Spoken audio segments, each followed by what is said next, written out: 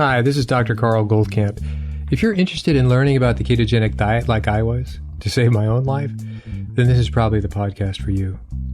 8 years ago, I knew nothing about it. 6 years ago, it saved my life. 3 years ago, I started researching and talking with some of the authorities in the field and attending medical conferences about this to understand why and how keto so dramatically changed my and my wife's Judy's lives. The purpose of this podcast is to share our journey of discoveries with you in understanding how keto is so effective in improving so many different conditions, from obesity, epilepsy, diabetes, infertility, MS, Alzheimer's, heart disease, to name a few. So take a step away from all the hype you've probably heard and roll up your sleeves with me and join me weekly to explore this living miracle that anyone can access. We'll talk science, we'll talk food. We'll explore its history and evolution to today, which is that the sheer wonder of the ketogenic way of eating has changed untold number of lives, unlike anything before it. And in case I forget to mention it, please join our Facebook group, Keto Naturopath. Hi, this is Dr. Goldkamp, and welcome back to another episode of the Keto Naturopath. Today, we're going to go over something I think is pretty exciting. It's intriguing, it's an ongoing story, and it's controversial. These are pieces you don't get in every story. It's not dry research to pile on to, why keto works or it doesn't. And by the way, when I talk about keto, and it's become more and more of a general reference, right?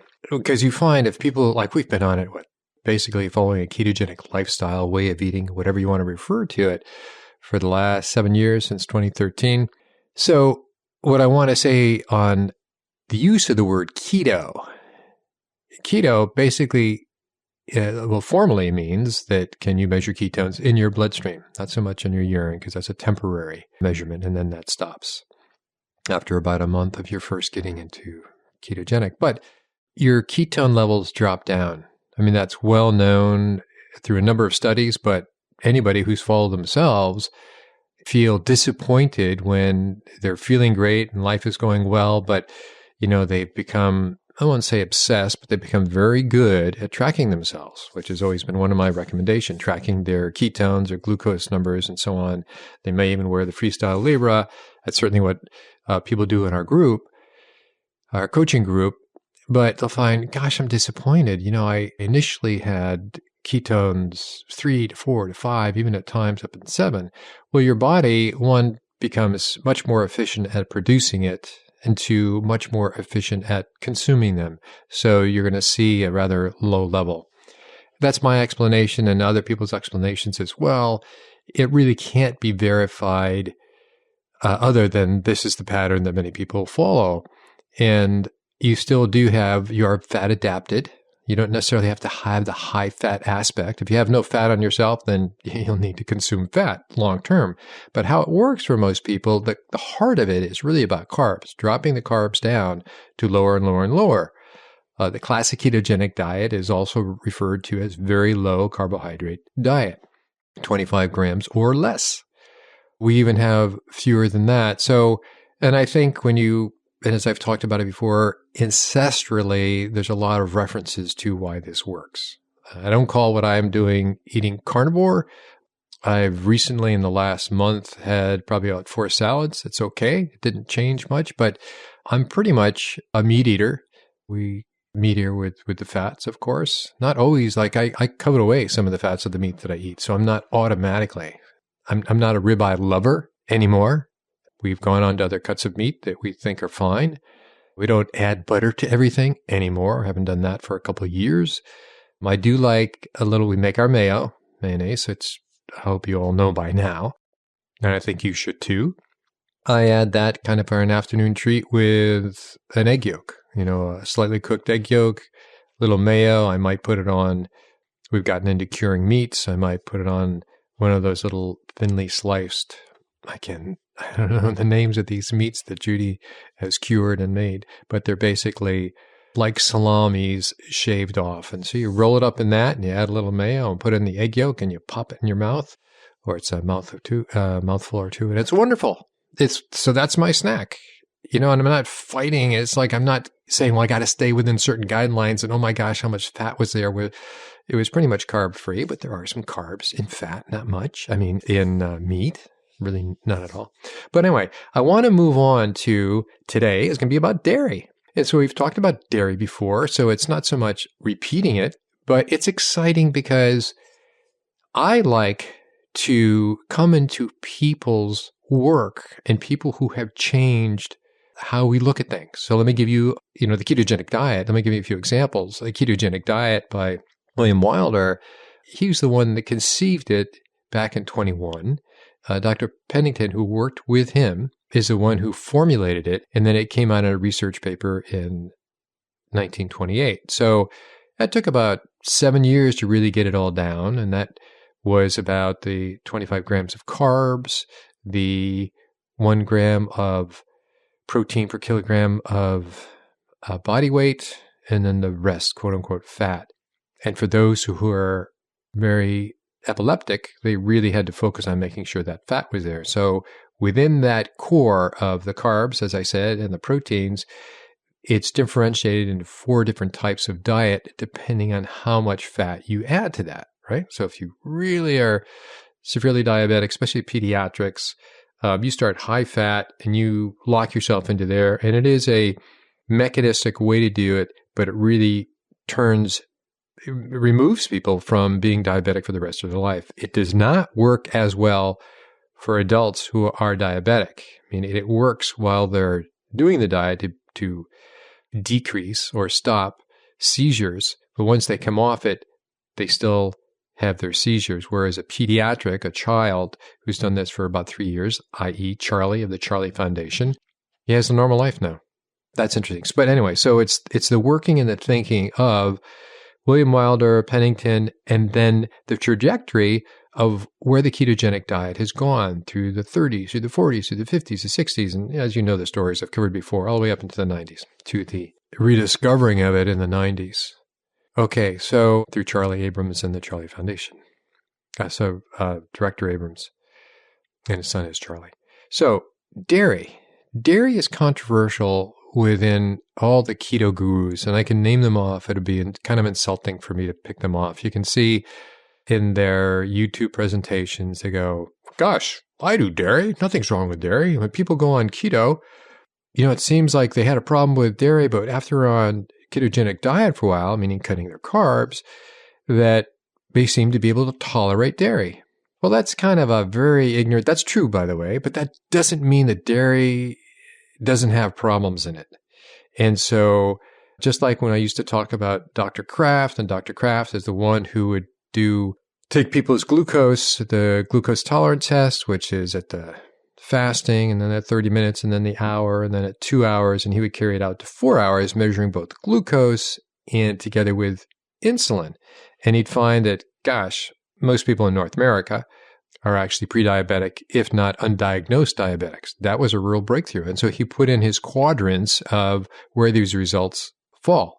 And he had over 14,000 patients that did this. And so he had a lot of data, but he took it upon himself to do that. It was his thinking, his curiosity about saying, I wonder how that will look fasting insulin if we take insulin through it. That was never done before.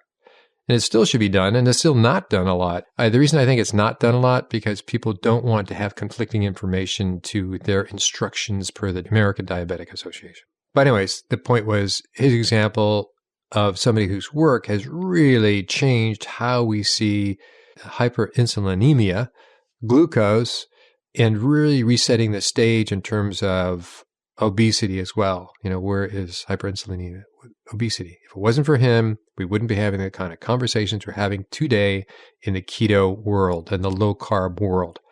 All right, I'd like to bring in another person that you haven't heard that much about. You've heard a little bit about one of the things that he discovered and did research. It's still controversial because it hasn't been accepted yet by a lot. So that is the difference between A1 casein or A1 cows and A2 cows. Here's the story of how he got involved with understanding not all milk is the same, not all cow milk is the same, and what the heck and why has it been causing these problems. So the reason his name, Sir Robert Elliott, he's a New Zealander. He was a pediatric, and he just died. So I'm saying past tense, he just died in December of 2020, Dr. Elliott, Auckland pediatrician.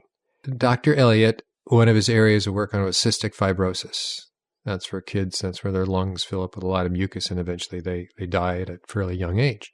He was very much involved with that. He was the first to do a heel test for children for cystic fibrosis so you could intervene sooner than possible. That was his thinking from New Zealand, in Auckland, from his work. But one of the other things he noticed is that Samoans, so we're in New Zealand, and so there's a lot of Pacific Islanders.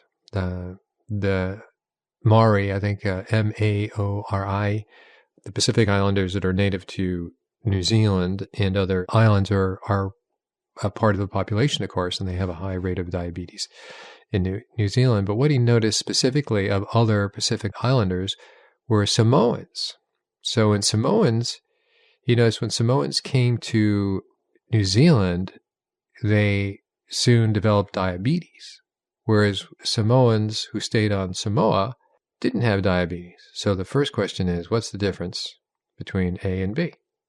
He realized that one of the things that in New Zealand that they had was cow milk. He noticed that, is there something in milk that we have? Because apparently they also did have some milk in Samoa, but it was a different kind of milk. I'll get into this. But he was wondering about something's in the milk. Something because New Zealand was very much like the United States and probably like Canada, that it was very milk heavy for the last 70 years. Have milk for breakfast, have milk in your cereal, and so on and so forth. Have milk, have your cheese, yada, yada, yada. He started working with other scientists about the idea of, how is this milk different? That's a pretty big general question, right? Well, they brought it down to the casein, and he found that type 1 diabetes is associated with dairy consumption. I'll use that. In New Zealand, in the United States, but dairy consumption in East Africa, meaning Kenya, Tanzania, such as the Maasai tribes, that you see are all about dairy. They drink the milk, they have the cheese, they're all about it, and they have no diabetes. So why is that? And it's interesting, that example, the Maasai, the Eastern African native tribes that have dairy but don't get diabetes, and they're hale and hearty and so on and so forth, was this sort of oppositional group of people, and he couldn't quite understand it. And that group, by the way, that reference is still used when you go to keto conferences. Well, look at, they use dairy and they're fine. And that's the end of the conversation. Part of me wants to say, and you're a stupid son of a gun, and you shouldn't be saying that. Why don't you be a little more scientific as you're pretending that you are as you give this talk? Well, the difference is, and it took a while to come up with this. This is Dr. Elliott, in finding that type 1 diabetes is extremely rare in Samoa, and that children who are living in Samoa are relatively common, and Samoan children are living in New Zealand. So that's where it started. So there's an ethnicity factor there, but there's also something else. And nothing's ever one factor, but you can find predominant factors, and they are clearly very important to tease out. So he went further with that. And I'm trying to read some of my notes as I go through it because it's not a simple story. He was comparing it to the African milk and saying there's got to be more to it than this story. So it goes that they find you have two different kinds of casein in milk. You have casein in all milk. All mammalian milk has casein. However, there are cows that produce one kind of casein and another kind of casein. So they're calling that A1 and A2. What is interesting is that, and there's new information here, so I'm just giving sort of the refresher course on this, is that the A1 cows, I'm going to call them now, the cows that produce A1 casein are newer. Supposedly that mutation came out about 7,000 years ago. And in looking on the evolutionary way of talking about this, we'll say, well, why did it happen 7,000 years ago? Well, supposedly all cows came out of Africa. What didn't come out of Africa, right? Everything came out of Africa. So they're African cows. As they were spreading all as you had sheep, goat, and cows. This is the beginning of agriculture and animal husbandry, etc. Well, as they brought their cows into different climates, the mutation was supposedly beneficial to the cow in some way. I'm guessing. But anyway, the mutation came from cows that were now primarily of European stock, and that happened about 7,000 years ago. Okay, that's an interesting story.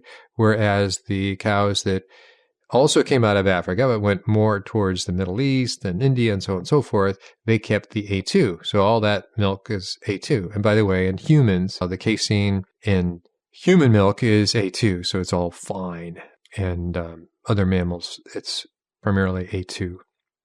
So from there, what is new? So now he's breaking it down, and they have to really do a lot of molecular biochemistry to really understand how this looks. And so what it is the A1 casein, instead of getting consumed by itself like casein and digested and broken down amino acids, apparently the casein of the A1 and it's a very complicated structure. So think of branches, and so I think of a tree actually, that a piece breaks off. I mean, it breaks off with A1, and it's this little piece of casein that comes from the mother casein, right? The mothership casein, that then connects with a thing called a mu-opioid fragment, beta-casomorphine 7, should you want to know the whole thing. So this little piece, or it's actually fairly a long piece, but casein's a pretty big, complicated thing. This piece breaks off, and it hits these mu-opioid receptors throughout the body. However, A2 casein doesn't have any of this. It stays together kind of as a lump of clay and doesn't have this mu-opioid receptor problem. So why would you care about that? This thing that hits all these mu-opioid receptors make it very opioid-like, hence the name. And part of that is the natural function of casein to, I would say, create a little addiction. So those that are drinking it, like little babies, whatever, little cows, little humans, want to come back and have some more. And eventually that they get weaned off, is the word, from this sort of thing.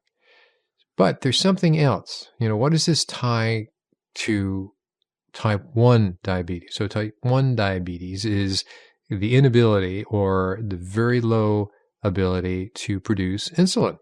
So it's different than type 2 diabetes. It's type 1 diabetes. It's got to be something pretty profound. And generally type 1 diabetes is, well, it happens at birth or happens earlier on, and that's just how it goes. That's as far as the thinking goes. No, it just happens. Just happens. You're born that way somehow. We don't know. And so here we're showing as this gets amped up even more.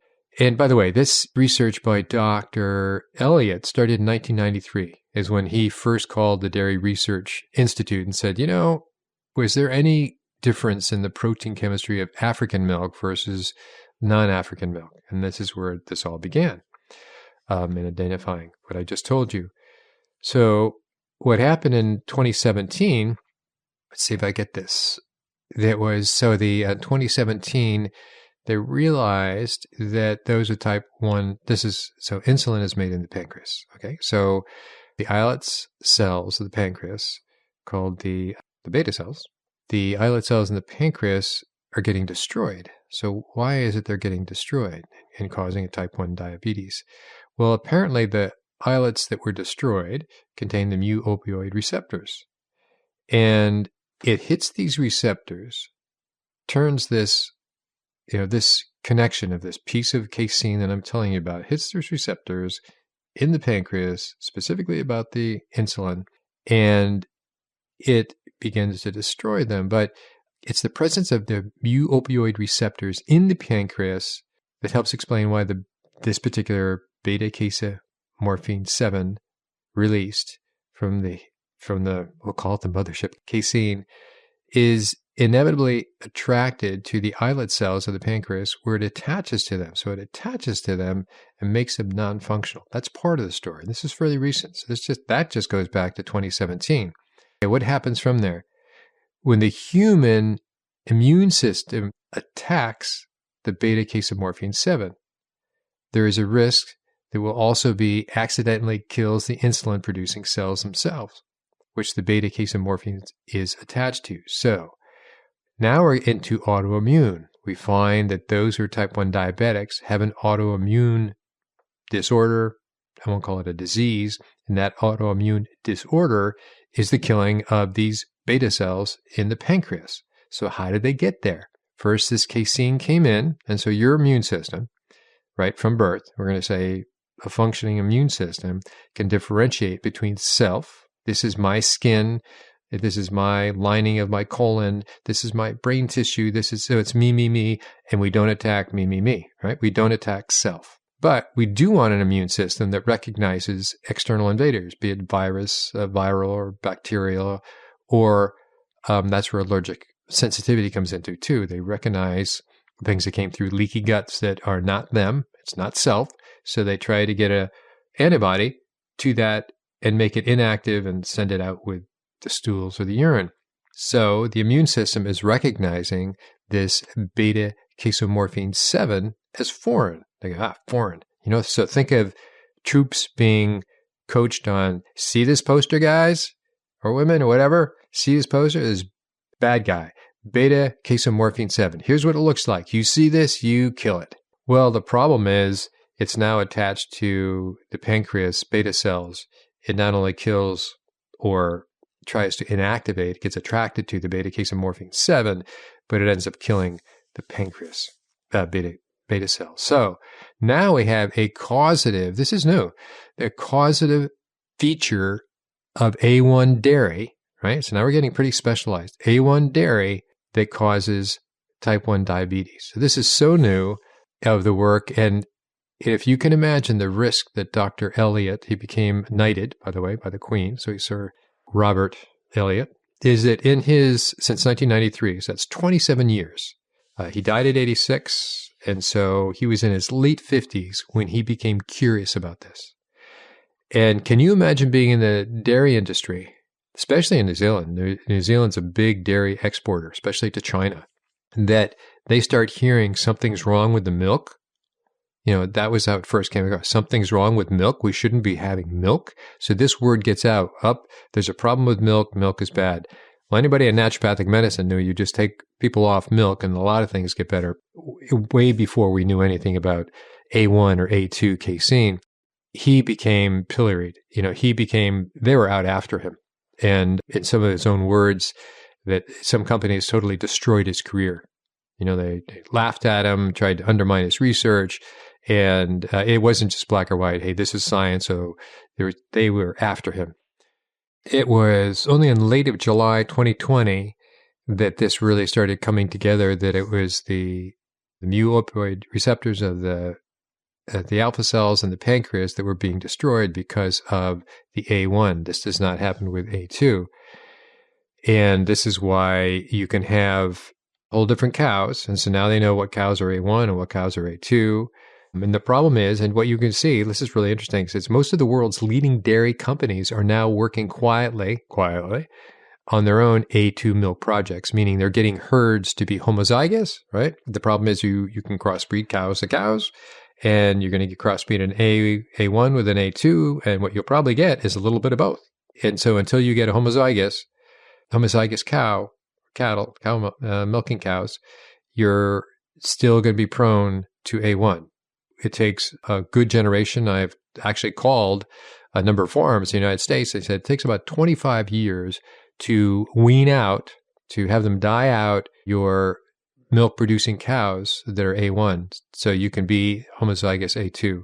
So the first country that really took this seriously was Australia, and they came with to having A2 milk. That's now an actual commercial name. I'll get to that in a second, but so we'll just call it A2 milk. A2 cows, better. And so that was available there, and it made a big difference. However, not all A2 milk from that company is A2 actual milk. They have heterozygous cows, and so it really takes a long time. So anyway, back to there's a lot of companies working on this A2 milk projects, with the alternative A1 having now been linked to so many health conditions. Companies like Nestle's, Danone, which is French, Mead Johnson, plus the biggest Chinese companies all have their own A2 projects and nutritional products. And so they're not doing it because there's a market for them. Well, I mean, clearly there's a market, but Chinese have always had a problem with dairy. And this is probably the reason why the Chinese have always had a problem with dairy. At the same time, like the rest of the world, they love dairy,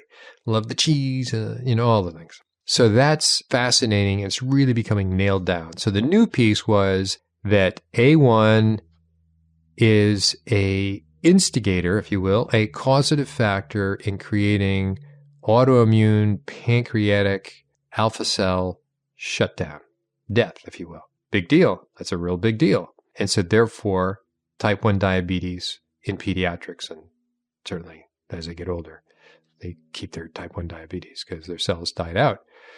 So how is that? That's pretty interesting, eh? Some people hear me wrong and say, oh, you just hate dairy. We do dairy, and I don't have access to A2, authentic A2 milk. I know there's A2 milk. The company is now being sold in Whole Foods and other places, and I've tried it. And I don't know if there was much of a difference. I'm not a milk drinker. It's usually the derivative products. I would like the cheeses. So when A2 cheese comes out, homozygous, that will be interesting. When A2, but it's really starting. So the next 25 years, you're going to see this happening throughout Europe and so on and so forth. So you could say that the cows and the cheese and the milk that's made from these A2 cows are fine.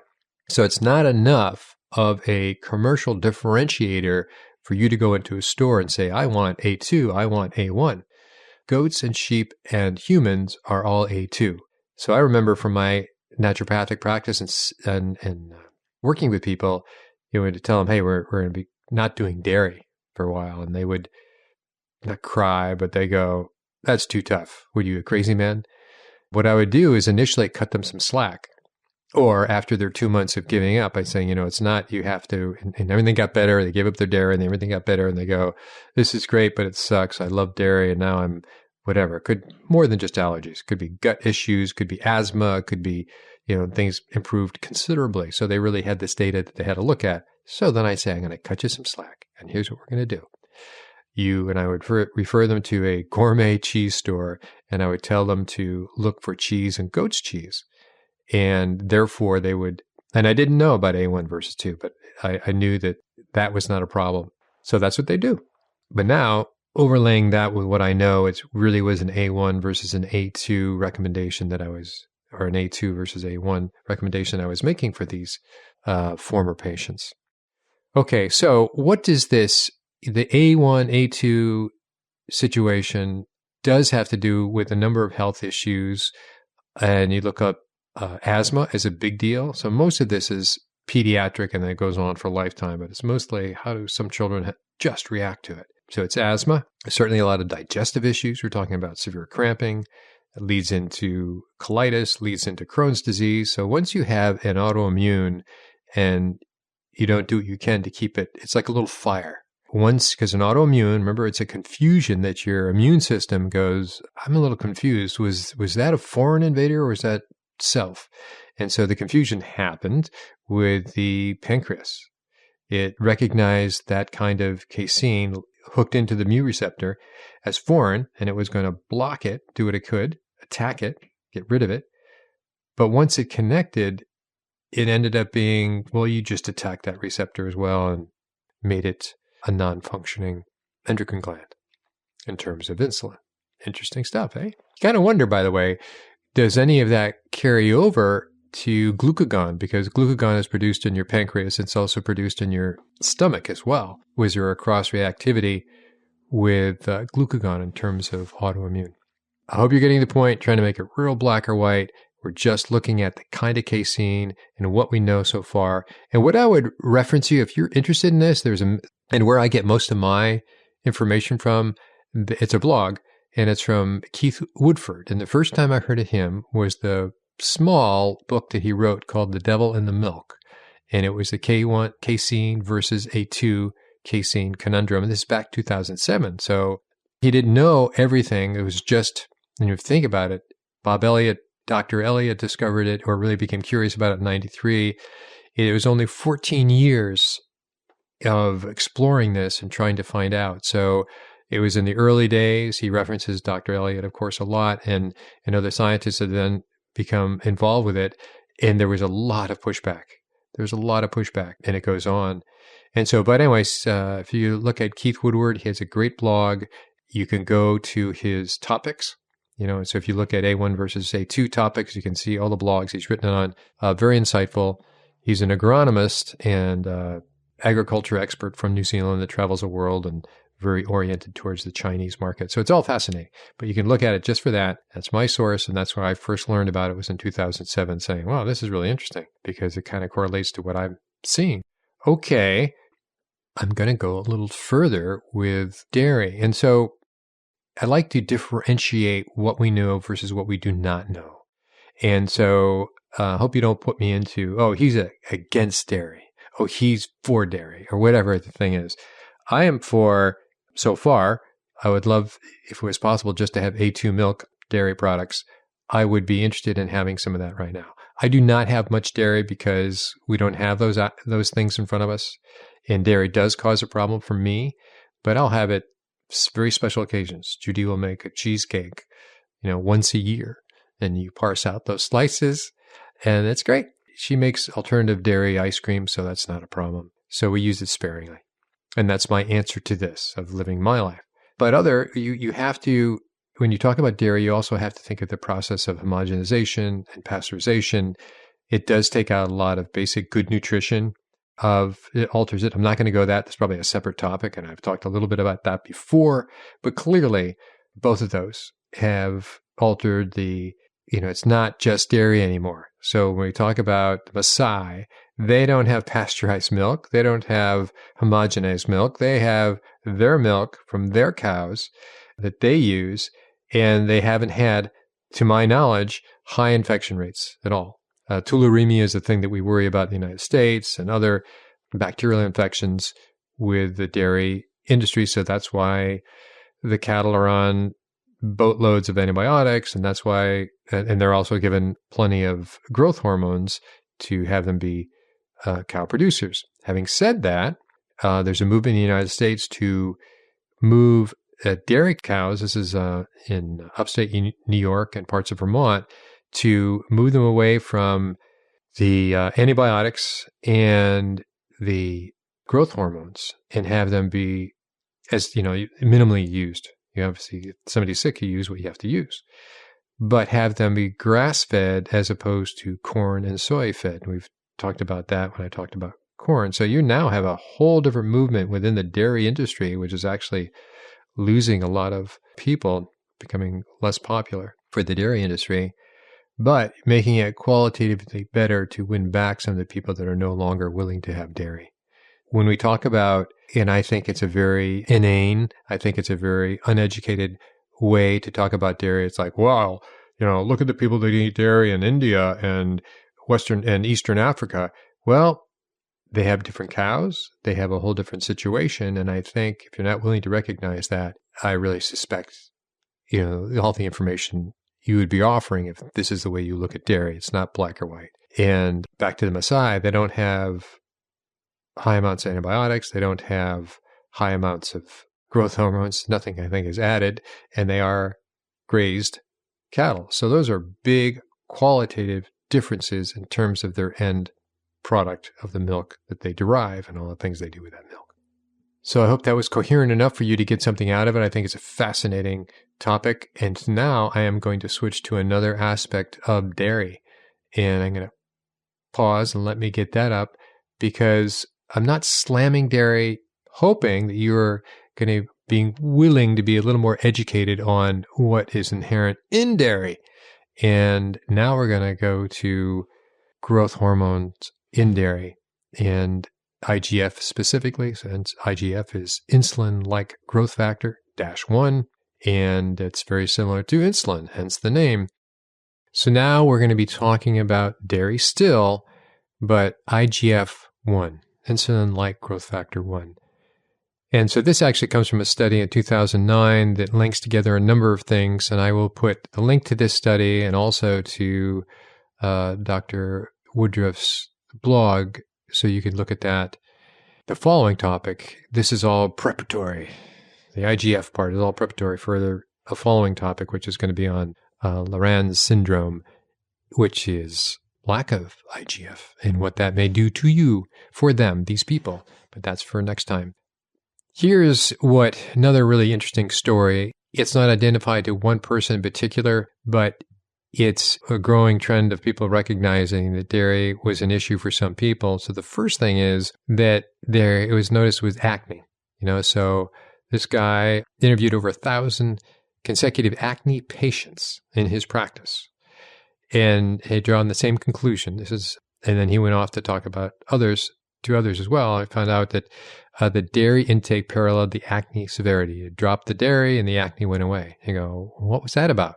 We're going to get to what was that about in a second, but at least we have the correlation in that when you can turn something on and turn something off pretty quickly, or it's a predominant factor in being able to change that for better or for worse, then you look more deeply. So that's what this paper was. And so the paper is IGF and dairy consumption, acne, dairy, and cancer. That's the link for the next talk.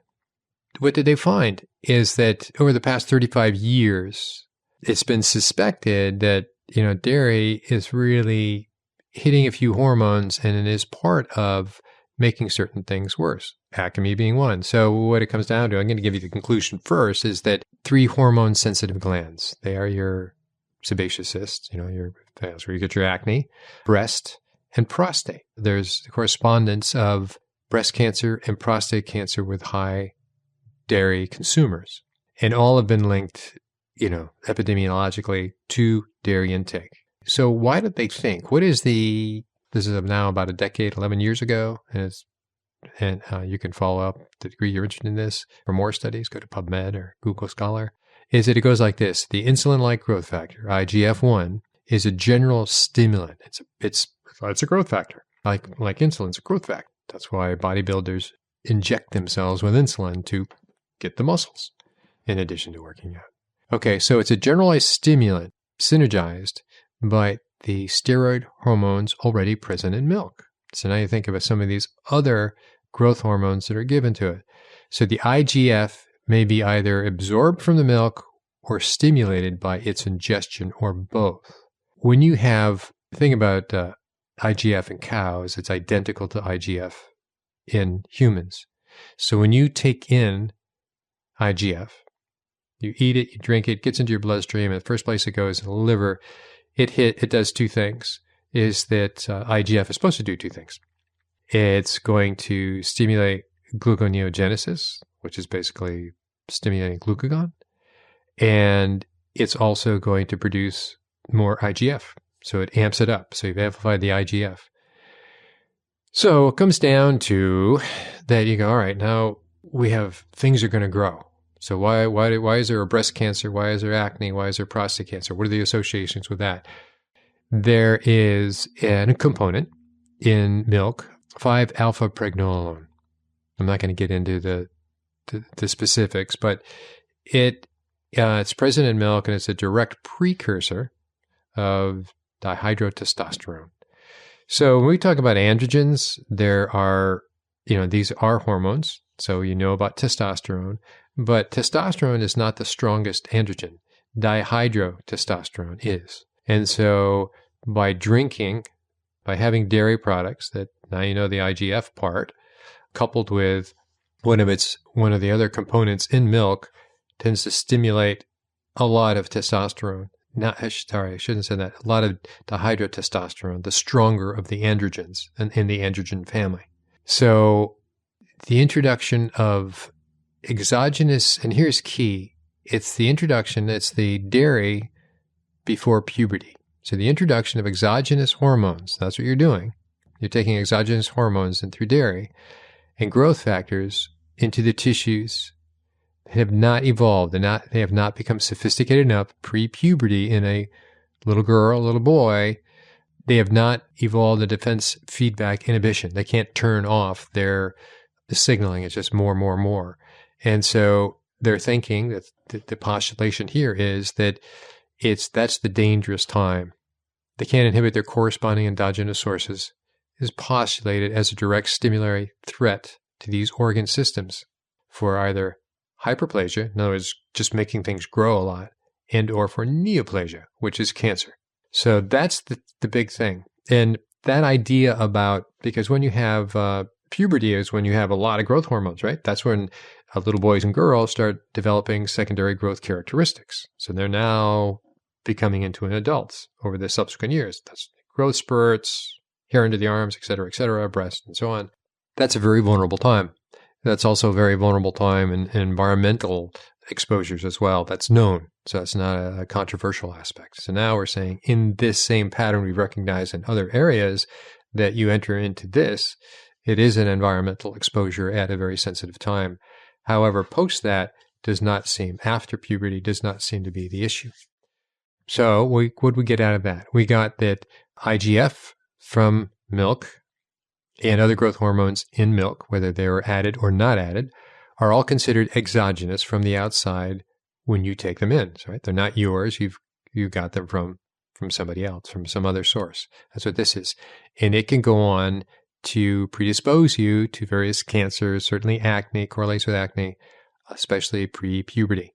And if you have that sensitivity, you've already had that, it doesn't mean things will change post-puberty. Post-puberty, things generally get worse if you've already been exposed to that. So if somebody never had dairy in their life, started having dairy, and they're in their 40s or 50s, they might not get acne, might not have any increased risks in that regard because they didn't have the sensitivity established. So I'm just going to leave that piece there, and I'm going to post that. There's a lot more you can go, and I think it's very fascinating, but I think it could be a little bit too many details here. So we have type 1 diabetes, we have cancer associated with dairy. We're talking about, in the first part, A1 dairy. The second part was non-discretionary in terms of A1 or A2. It just used dairy across. That would be interesting to then do this particular research and find out, was there a greater effect with one or the other? So I hope that wasn't too confusing to you. This is trying to give you real information about dairy, why I don't do it, what I would consider doing if I had the A2. It would be interesting to do that. I'm post-puberty, as you can probably guess, so I'd have less worried about that. But to be aware of it. Many of you have kids and saying, maybe there's other sources. I know there's a lot of propaganda, and I see this in the keto world at all. One guy was a bariatric surgeon. He goes, I give it to my wife. I give dairy to my wife. She didn't die. It's like, and so that's the test? What an idiot. Absolutely, what an idiot. There was another person that I know very well saying, people go on keto, they just have less of a reaction to it. We've heard that would be, and the reason they would have less of a reaction to it, because keto is actually an anti-inflammatory. So whatever reaction they do have, it's going to be scaled down by a quarter, a half, a third, or whatever. And so that's the reason for that. It doesn't nullify the effect that dairy is having. I hope you found that interesting. I find these things very interesting. I find that the information is actionable, and it gives a reason why people have improved on dairy. So till next time, take care. Hi, this is Dr. Goldkamp. I just wanted to encourage you to send in your questions to drgoldkamp@ketonaturopath.com. Many of you have, and so what I've done with these questions that I've gotten back to most of the people I email, but some of the questions that were so good, and if they were overlapping to other questions, I would combine them and try to put that into the topic of a podcast, either via one of the micro topics that are covered in an interview. As you know, we cover a lot of topics in any given interview, or some of my own sort of reporting, if you will, on some of these issues. So please keep the questions coming. Feel free to send in an email, and I will get back to you. Stay listening, send in your questions, and I will definitely get back to you.